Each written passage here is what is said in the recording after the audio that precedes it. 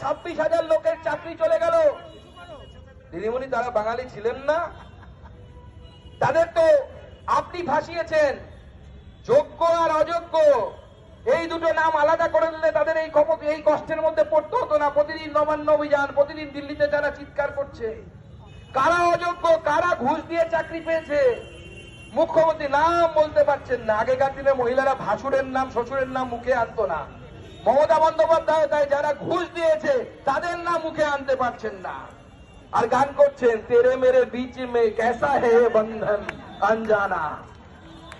তাদের মধ্যে তৃণমূল কংগ্রেস আর যারা ঘুষ দিয়েছে তাদের মধ্যে তিনি গান করছেন তেরে মেরে বিচ মে কেসা হে বন্ধন অনজানা।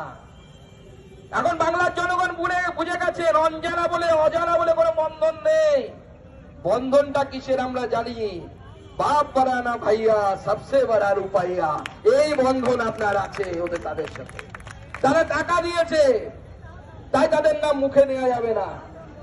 তাই বন্ধুগণ, বৃষ্টি আসছে, আমি আমার বক্তব্যকে সংক্ষিপ্ত করছি। আপনারা সবাই লড়াইয়ের জন্য প্রস্তুত হন। 26-এ মমতা বন্দ্যোপাধ্যায় সরকারকে আমরা উৎখাত করে ছাড়বো, রোহিঙ্গা সরকারকে উৎখাত করে ছাড়বো। আমার সাথে বলুন ভারত মাতা কি, ভারত মাতা কি, ভারত মাতা কি।